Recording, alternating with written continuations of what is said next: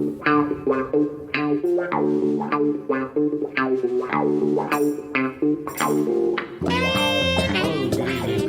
good morning, wherever you may be, and welcome to the MMA Show, sponsored by Hatton James Legal. That's Hatton James Legal for all your employment law needs.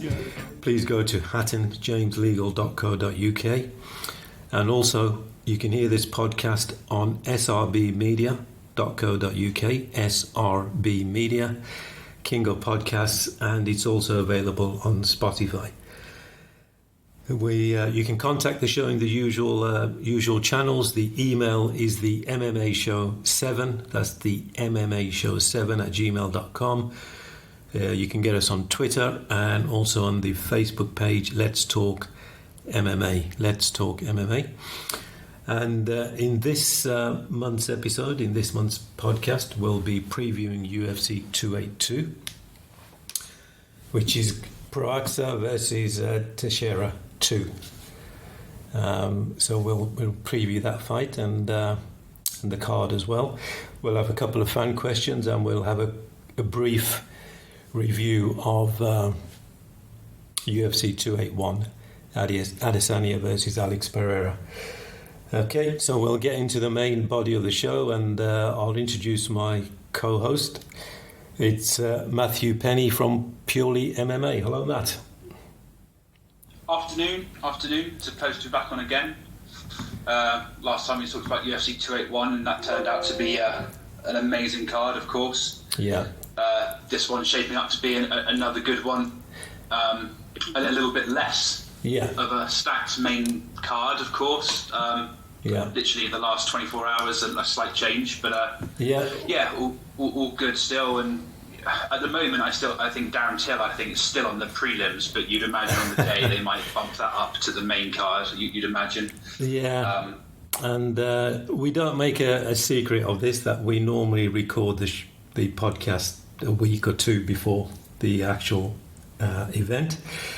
That sort of helps with scheduling, because we do this remotely and it's sometimes easier to have a couple of weeks before.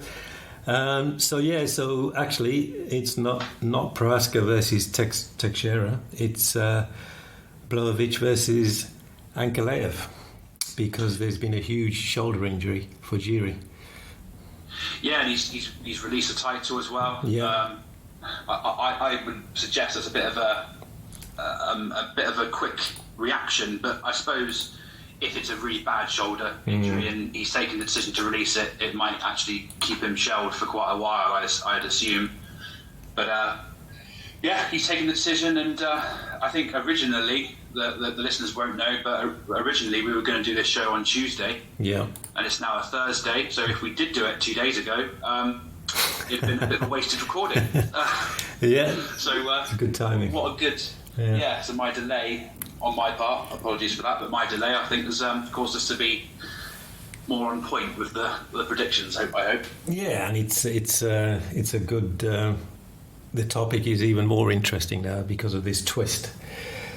I've just been just in the last really hour of reading articles and watching things on YouTube, and Dana White said it's one of the... Now, I know Dana White exaggerates, but he said it's probably the very worst shoulder injury the UFC doctors have seen. So what does that mean? I don't exactly know, but it seems pretty bad. Makes you wonder, it's like, 2-3 weeks out from the event. It makes you wonder what he was doing in training to make an injury that bad. I mean, how hard are you going in training to... Yeah, you think you'd be coming down the last 2 weeks, but I don't know. Well, yeah, now's the time you start ticking over, and maybe start losing a bit of weight if you're heavy. But there we go. Yeah, bad injury. So yeah, and this is just a thought, not even a theory, but he was complaining, or he was well documented that he's been tested by USADA, 50 times in the last 6 months or something ridiculous. Yeah. Any connection? I don't know. I'm just throwing it out there. I've got no... it's not even a conspiracy theory. Well, I hope not. for his sake. Yeah. Because he was quite an exciting champion. Oh yeah, he's a unique talent. Yeah. Really worked his way up as well. He didn't sort of shy away from any fights like a few fighters do. He wasn't very strategic. He just said, "Bring him on, and I'll knock him down." Yeah. Yeah, for sure. Well, anyway, it's going to be Błachowicz versus Ankalaev, which is intriguing. So we'll get into that and in the latter part of the show.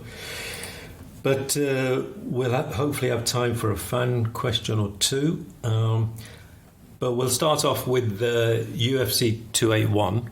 I think we both predicted Adesanya by 5 rounds. And if he didn't get knocked out, we would have been right, but he did, so we're wrong. But yeah, just give us your thoughts on Adesanya losing his belt and obviously the way he lost it. And who to? Yeah, we were very close, weren't we? We were literally a couple of minutes away from getting that spot on. I think sometimes, I think what we said in the predictions, it might be a case of somebody just having the number on you and just knowing how to beat you. And that's now, was it 3-0? Yeah. Over multiple rule sets. I think sometimes you just got to say, okay, fair enough, you got me, you know. I'm sure Adesanya won't feel like that, and I'm sure he'll be back, I'm guessing, sooner rather than later for another go, I'm sure.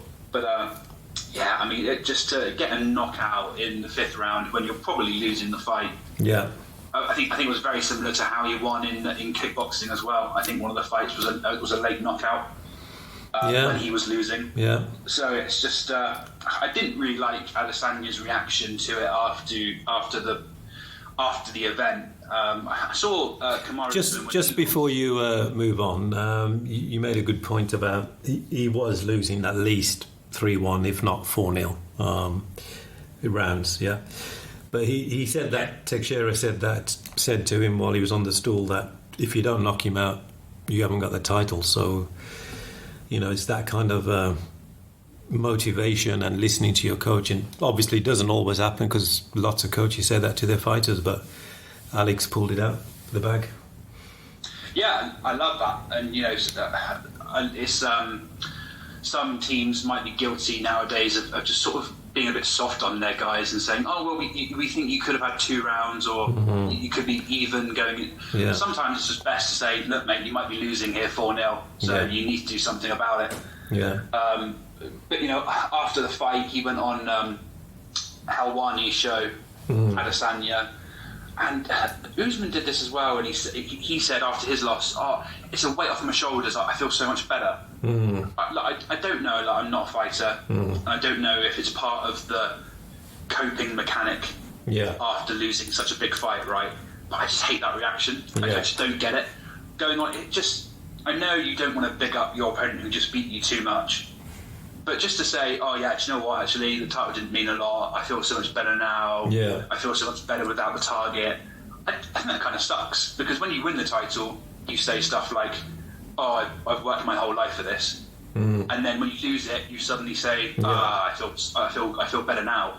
So, what is it? What do you read? Yeah, which one is it? Does it mean everything in the world, or you just, as soon as you get it, you want to get? I don't know. Yeah, we won't know. We're not world champions. Yeah. No, we're not exactly. So we don't know. But yeah, I just. It does seem strange. I agree with you. It seems strange from outside in, but you don't know what pressure these guys are under. And you know, you probably got to go through a couple of public coping mechanisms. Yeah. Probably deep down, it probably is killing you, and you're going to work hard to get it back. But publicly, that's probably just a way to deal with it, I suppose. But yeah, huge win for Pereira, and let's see where he goes from here.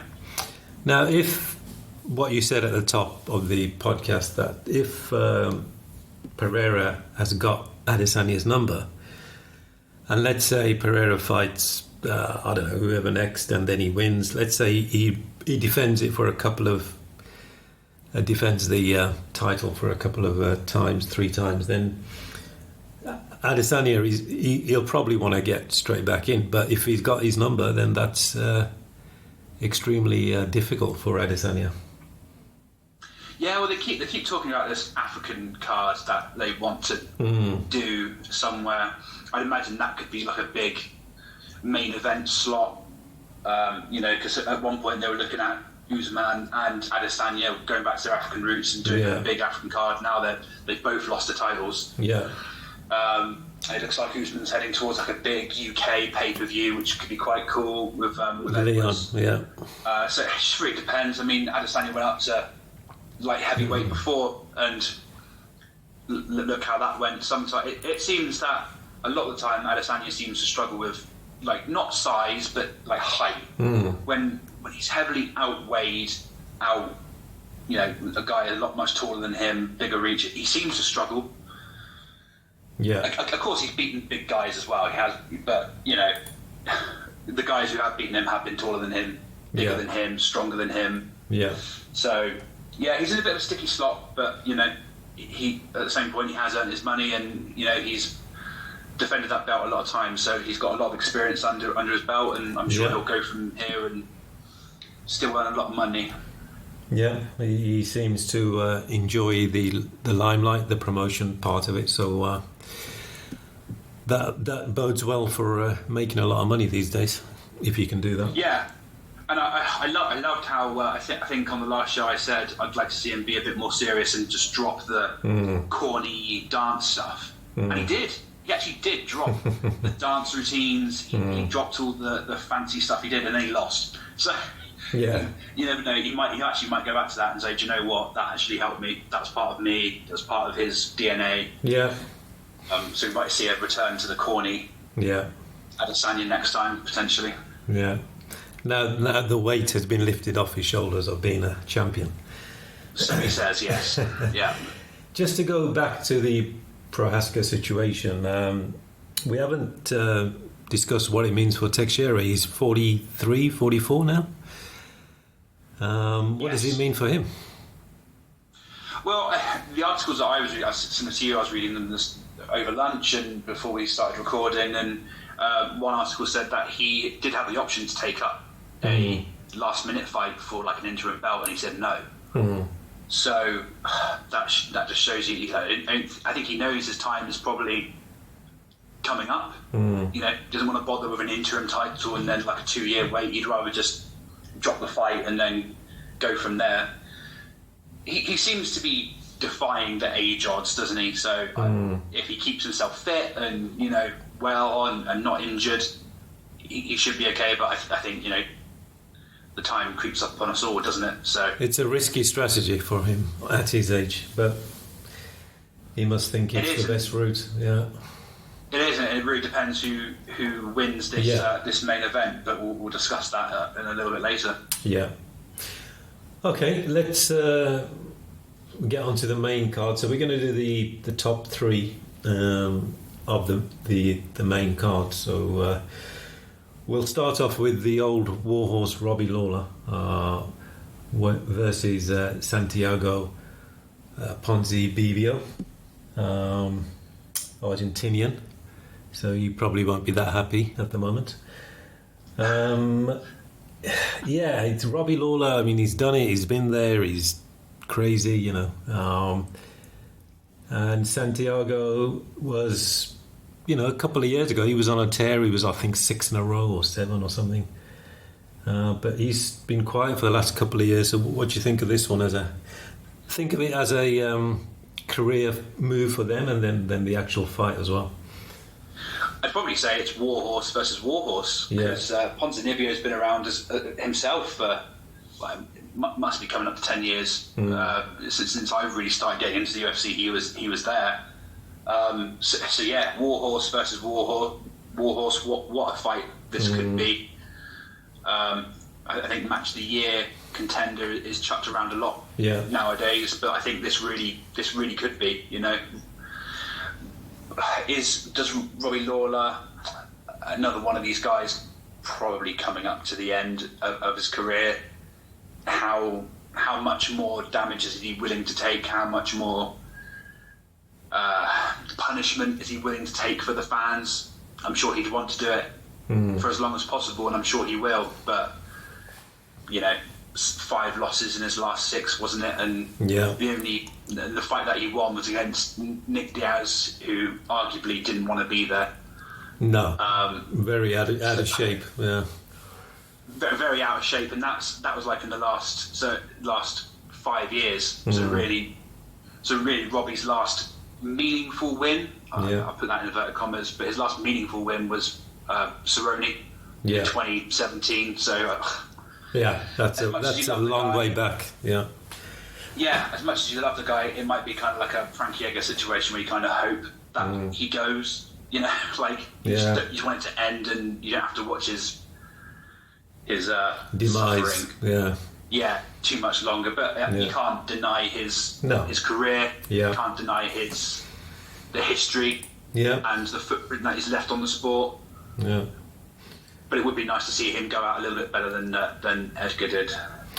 Yeah, I mean, this has got ultra-violence written all over it. You know, as you said, Ponzinibbio is a very, very aggressive fighter, and obviously Robbie Lawler's been aggressive coming forward and just throwing bombs. I think if Robbie Lawler wins, he'll probably hang in there a bit longer. But if he loses, then he'll probably seriously think about retirement. He must be close to 40, Robbie.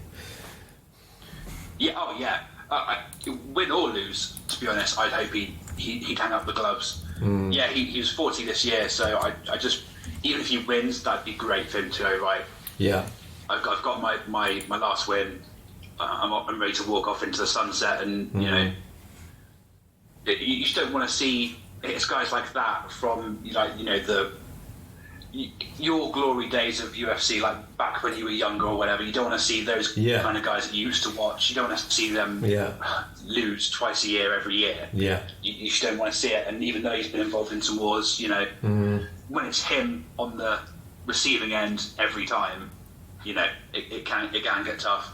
I think Ponzinibbio has more to win here. Yeah. Because even though he has, like I said, he has been around for almost 10 years in the UFC, I still think he has more to offer if he could string a few wins together.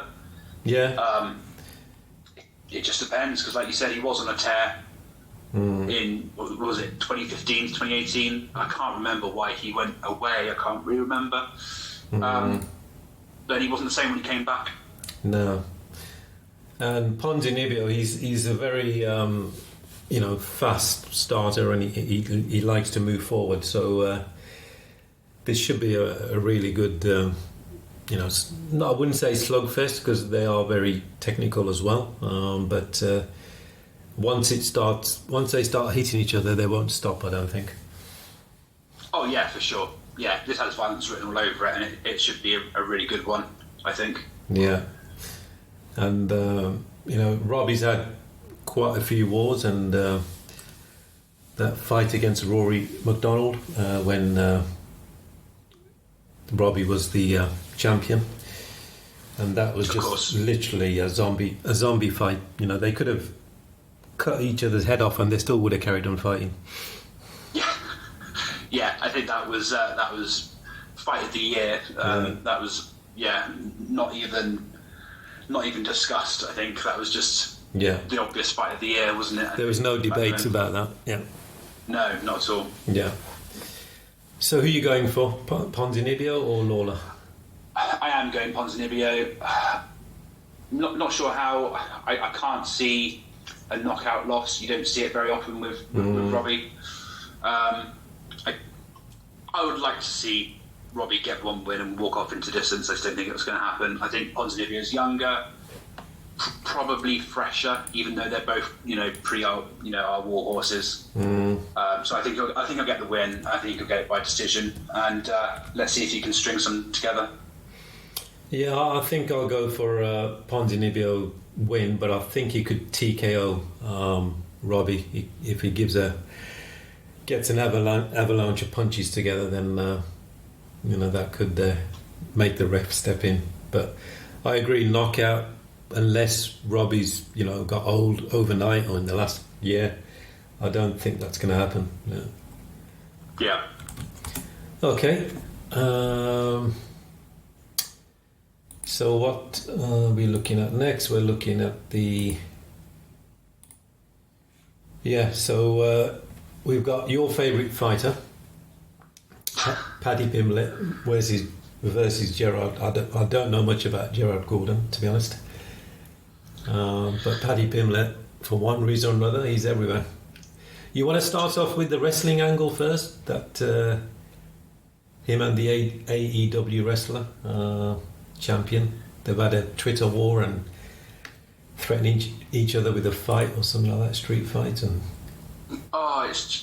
it's just. Listen, if you listened to the show before, you know I'm a wrestling fan, a professional wrestling fan as well.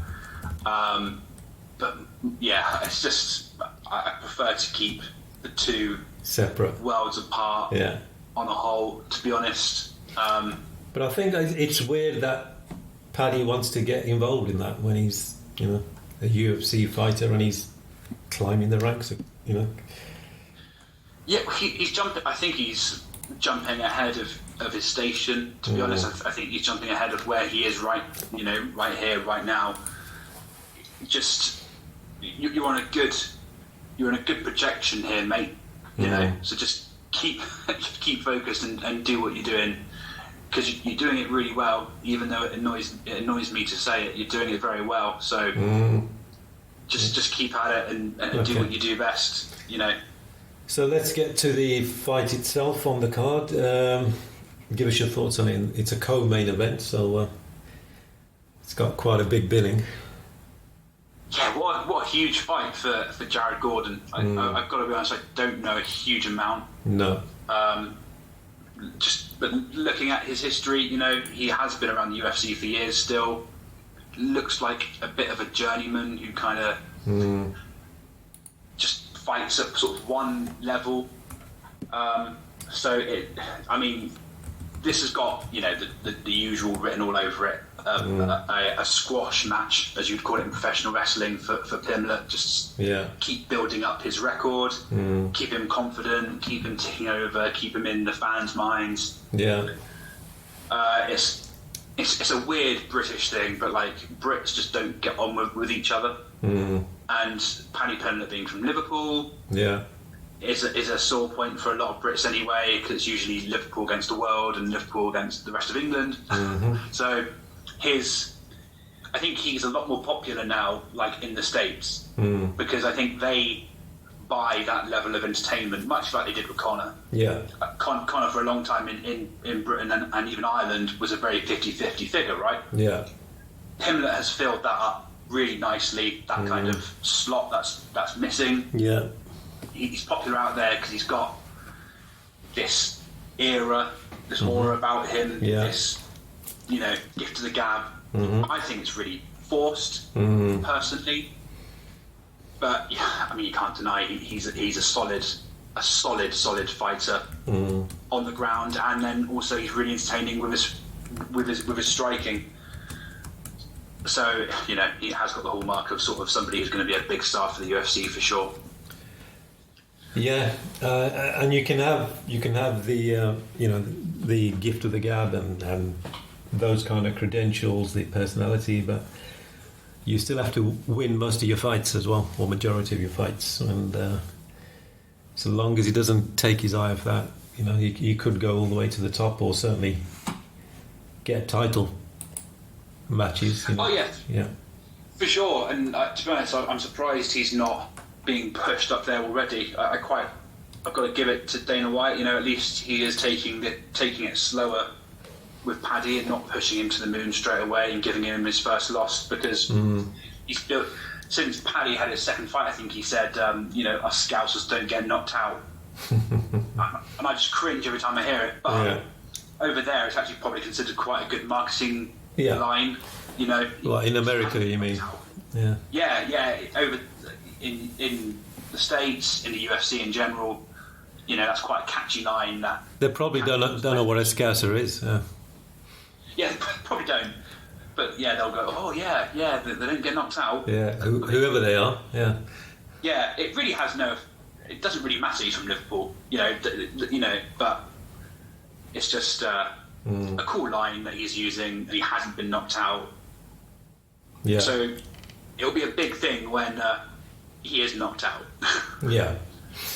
You're almost setting yourself up with not bold, but you keep saying it, and then if you do, then stay off social media for a couple of weeks. Yeah, and he's there for a reason, and he's in that main card slot for a reason. I kind of feel sorry for Jared Gordon, because he must feel like he's there for a reason. Yeah. And I'm sure he's going to do everything he can to try and defy the odds and pull a big upset, because that would be cool to see as well on the main card. So it's a win-win for the UFC. Yeah. But personally, I think Paddy Pimblett has elite striking, and also probably even more elite on the mat, which makes him really dangerous. So yeah. Give us your prediction then. Oh, it's nothing but a Paddy win via finish, via knockout or submission, either or. It really could be either of them. He's making quite a bit of a name for himself on the ground, so let's go Paddy win via submission. I'm just having a quick look at the prelim card, and you've got Darren Till on there versus Du Plessis. You've got Gustafsson versus OSP, Ovin St. Preux, and you've got Jairzinho Rosenstruck. So it's quite a good prelim card as well. Yeah, and there's only 4 fights on that main card. I really expect one of those fights to be bumped up. Yeah, probably Till. Yeah.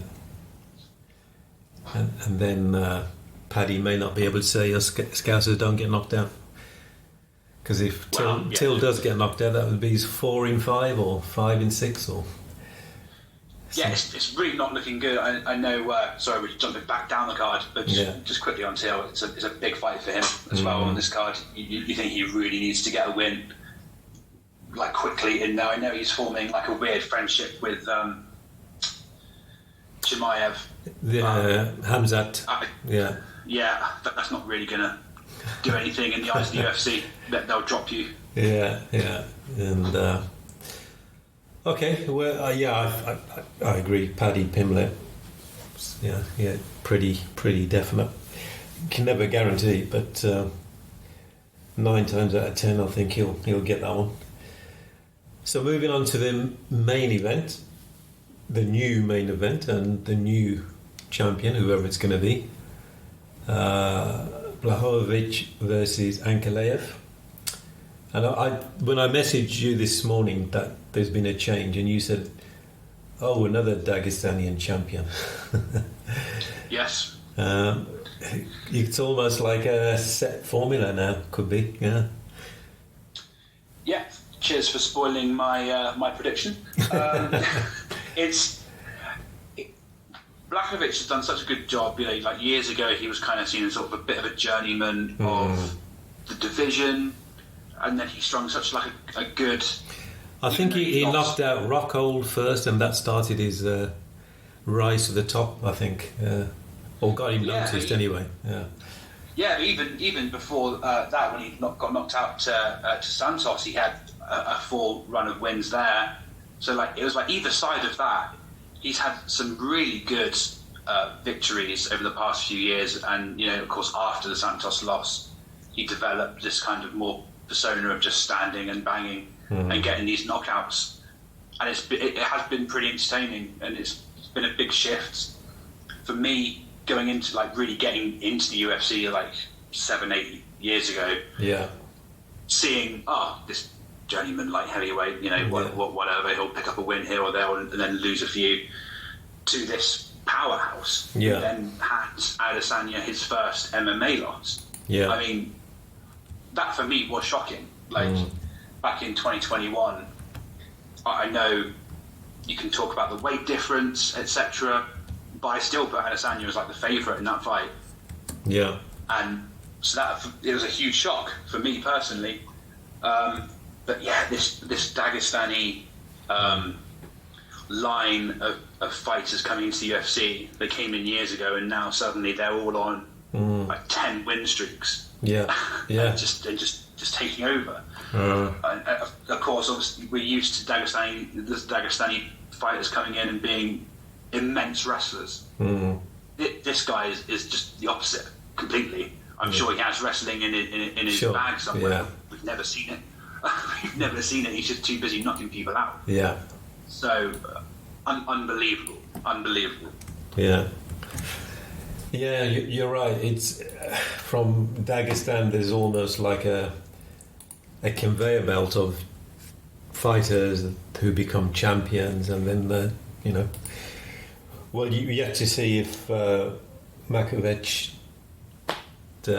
becomes dominant. He's only just won the fight won the championship against Oliveira, but it's almost like they have a recipe, like an algorithm that they train in wrestling as their base. They do sambo, then they learn the stand-up when they come to the States, and if you put it all together well enough, and your base is still your submission wrestling, then it comes good, and it could be an era of that in the next 5 years, until someone develops enough skill when they get taken down, they don't get submitted by these guys.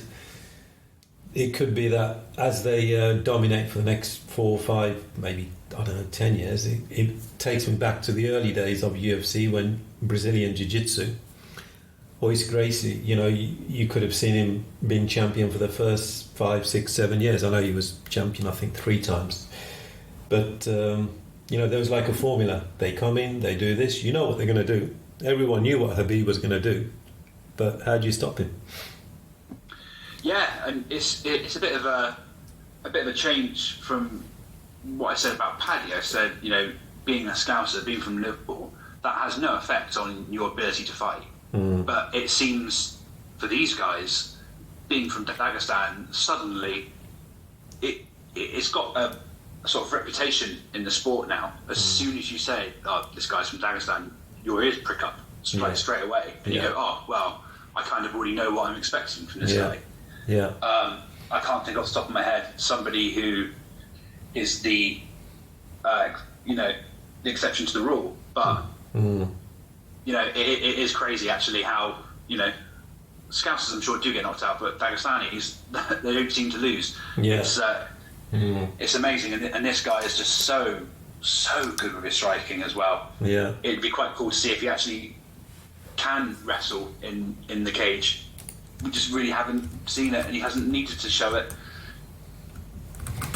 Yeah, it could be a case of until he needs to show it, he doesn't have to show it. But apparently his speciality is Greco-Roman wrestling. So Greco-Roman wrestling, where it's more of a clinch rather than takedowns and control, and you can get some pretty good suplexes out of that. Yeah, it's kind of perfect for the slug style of his striking against the cage. And of MMA. It's just it's going to be a deadly combo. But if Błachowicz has sort of become in recent years the guy to, I think it might have been him who had like a run of 3 title fights where he was the underdog for all of them. Right. Like he was just constantly the underdog. Yeah. Błachowicz, and just came through it.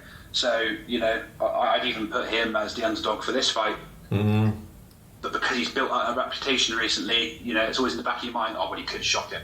He could shock us. You don't know. Of course, yeah. But I think with the Dagestani behind Ankalaev, I know where my money is going.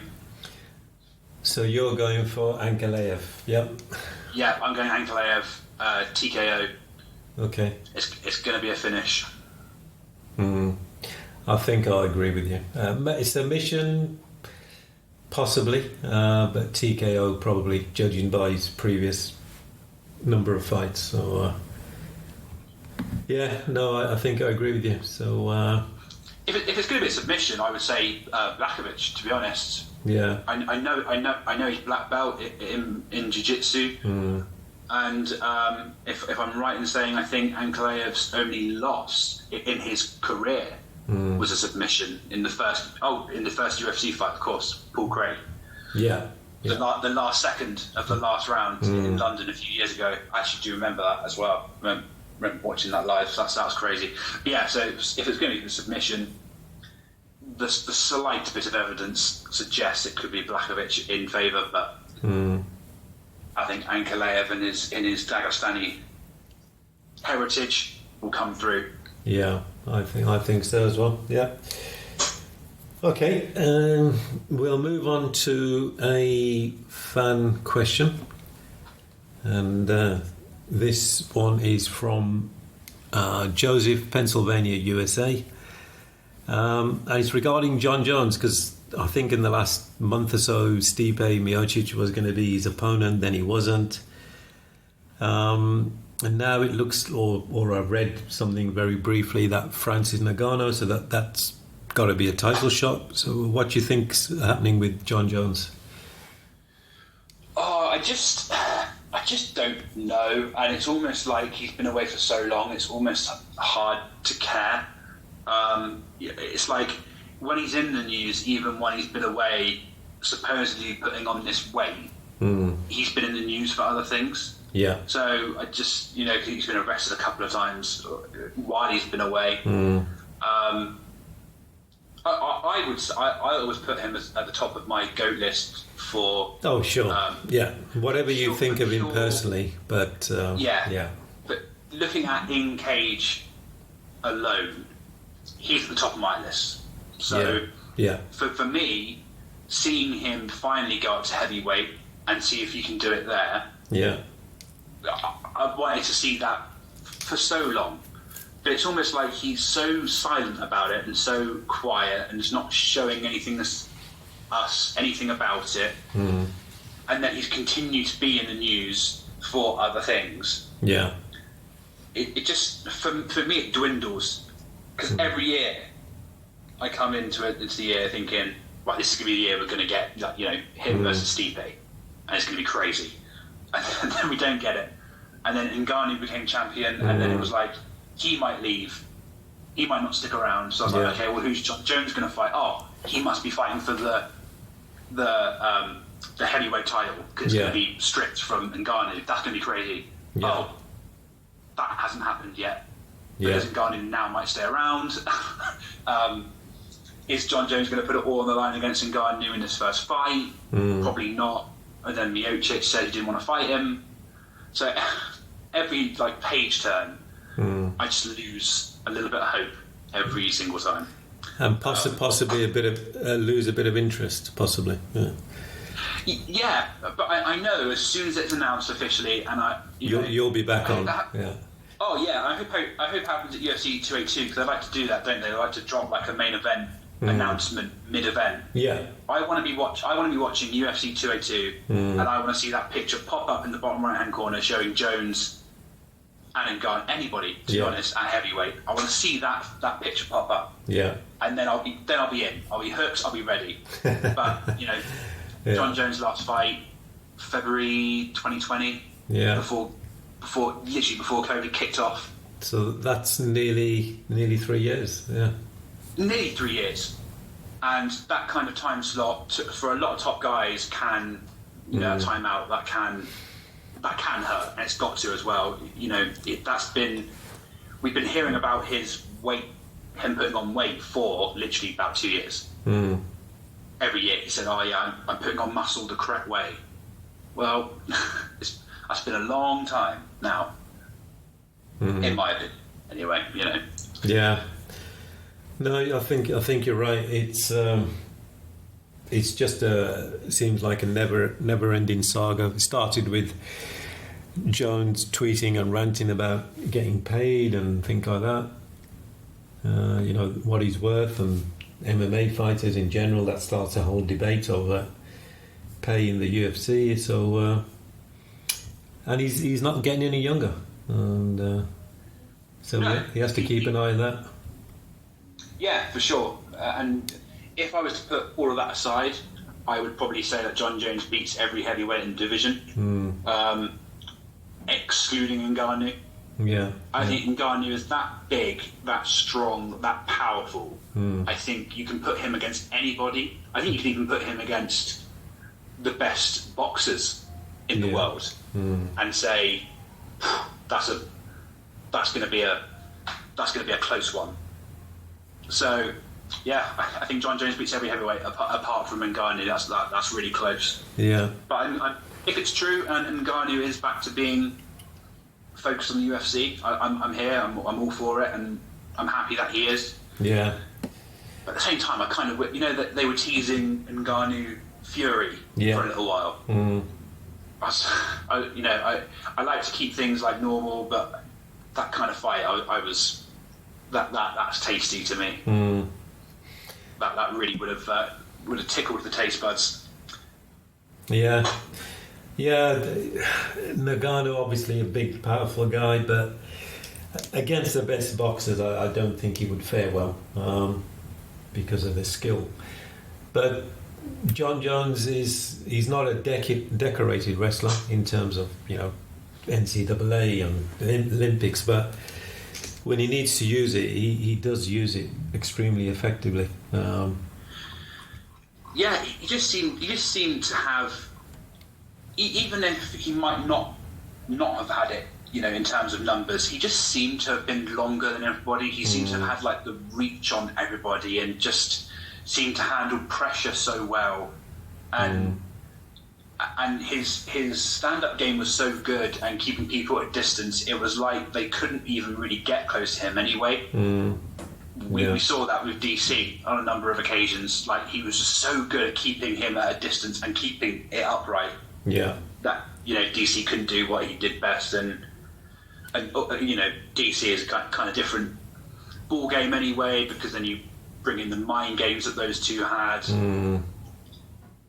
It was a weird time when those two were feuding in the UFC. It was it was great fun. Yeah. But then John Jones would always ruin it with a drug test or whatever, wouldn't he? So it's okay. So I think in summary, we're hoping he comes back, and we are getting a little wary of his, shall we say, antics or whatever the position is. He doesn't fight because of this or that, but when he does, I think I'm with you. The excitement will come back, because he is one of the best, if not the best, to ever do it. Yeah, just do it. Just give us, even if it's like in 6 months, drop the fight. Tell us where it's going to be and when it's going to be, and give us a build up. March. Yeah. Give it. Just give us something, because it would be entertaining when he comes back. Yeah. But I don't know if it's legal keeping him away or whatever. It must be something legal at the moment. It's got to be. Yeah. But you never know. Yeah. We're nearly coming to the end of the podcast, but making the news, so we'll just do a quick roundup of MMA news. But Conor McGregor's posted pictures of looking very bulky and muscular, and I think Anthony Smith on Michael Bisping's podcast was saying he's on steroids. And you got any views on that, or? I just knew you were going to say Conor's name when you said MMA news. I just had a feeling you were going to mention Conor McGregor. I am bored of seeing his name. Yeah. Bored of seeing his antics, his stupid tweets. Yeah. The pictures he sends out, the weights that he's supposedly at. Yeah. I just don't care. Coming from, I won't hide it, Conor McGregor was one of the main personalities that really hooked me into the UFC. Yeah. Like, really. Yeah. His rise sort of coincided with me really hooking onto it. Right. Also with a bad, not great WWE and professional wrestling world, got a bit boring. Yeah. Was I was growing up, I was becoming an adult, and I craved something a little bit more legit. So I won't hide that fact, but I'm just sick of seeing his name and everything that comes with it now. Let's move on to some other news then. So Chimaev says he's offered to fight Alex Pereira, but I've not seen anything official. I've just sort of seen little clips of things, really. Bring it on. Yeah. Bring it on. Yeah, 100%. I like what Chimaev is doing. I like it a lot, and I don't want to push him too hard too quickly though. I want to see him beat the right people. But he's beat Burns, he's beat Holland now. Yeah. He beat the really promising Chinese fighter as well. I forget his name now. Lee was it? So he's going in the right direction for sure. Yeah. Just a big main event would be cool. Be good. And maybe not straight away for the title, but if that is what is decided, I'd be here for it. And what a fight that would be. Yeah, but how big was Alex Pereira versus Adesanya? He was almost like 220 pounds versus Adesanya. Oh, easily. Yeah. Easily. I mean, easily like heavy. Height wise, they're both 6'4", I think. But he just bulk and this bone structure, he was just massive. Yeah.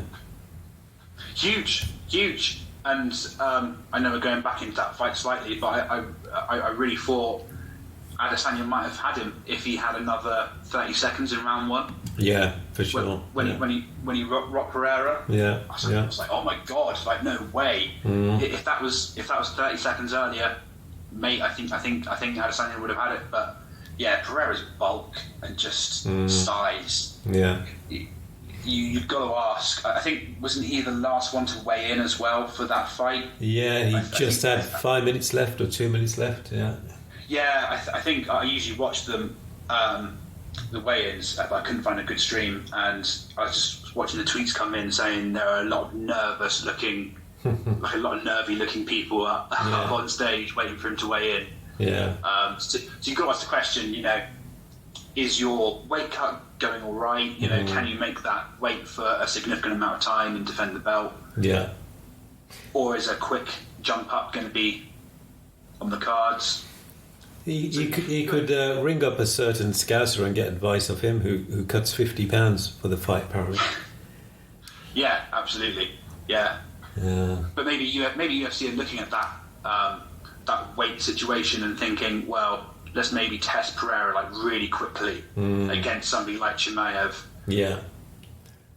Yeah. So not try and get a belt off him, but if he loses, quite early quickly, on, he can then bump up to a more safer weight class where he's not going to miss, or he's not going to kill himself for cutting the weight. And also, if you give these kind of guys a longer layoff, they're obviously going to put a lot of weight back on, which means it takes a long time to take it off again. So if you give him 3 to 5 months, then he's still relatively in shape, and obviously you normally announce it 2 months before. So Alex Pereira will know, 2 months in advance, I've got a fight. I can't balloon up to 230 or whatever he balloons up to. Yeah, and that's going to be tough. And he's got a lot of muscle as well. He didn't look. It wasn't like he has a lot of body fat to burn. No. But I've just seen this news article that you may have seen. It might have been the same one, but apparently Chimaev wants to fight Pereira at UFC 282. Yeah, that's the one I was looking at. Yeah. Yeah, don't rush it. For goodness sake, in January I could kind of, I get that. That's a good, that's still 5-6 weeks of a camp. But Chimaev knows that he's getting clever with the PR, maybe hanging around till. But he knows the more outrageous his statement, the more press he gets. Yeah. And he's probably sucking in Pereira to appear at the event with me because he's going to be there with Till, like you said. So they can have a little face off there. Yeah. UFC will probably love it. Yeah, it's like a natural promotion without them spending any money. Yeah, hey, and if the fighters are willing to do that, then go for it. Yeah. Okay, that brings us to the end of the podcast. So we've covered probably a bit more than we thought we were, but that's always good, I think. So just let the listeners know what you going to any events, or you're just on your Twitter at the moment and other social media stuff. Yeah, so it's at Purely MMA on Twitter. It's only been a couple of weeks since we last recorded, so no news on any shows so far. Yeah. But like we mentioned earlier on this show, it looks like Kamaru Usman and Leon Edwards are heading for a UFC London or UFC UK pay-per-view, possibly at a stadium somewhere, which would be epic. I think they should do that in Birmingham, because that's where Leon Edwards is from. So. Oh yeah, I'm here for that 100%. Put it in a stadium somewhere. Yeah. Or even one of the big indoor arenas in Birmingham. That would be also cool. Yeah, the NEC. Yeah. Yeah, as long as UFC keep in mind about pricing. Usually they whack a fight night card in the UK and charge like massive prices, and just prices a lot of people out. So remember that as well, UFC, please. And also they've started for the US market. They've started the pay-per-views as in local time for the US. So in Britain, it would start 3 a.m. for us. Yeah, because I think they did that for Bisping, Henderson. Yeah. Yeah. They only moved it like an hour or two forward, so the main event was kicking off at 3 a.m. Yeah. So that's horrible. So keep that in mind, please, UFC. Yeah. But non-UFC events, apparently KSI is fighting Dylan Dennis. Oh yeah, January. Dylan Dennis was just everywhere, wasn't he? Getting slapped and punched, and then finally got a fight. Yeah. Yeah, we slapped KSI at a boxing event, and then he got punched by some other guy, and Anthony Taylor, I think who's like he is an MMA guy, I think, for Bellator, I think. But yeah.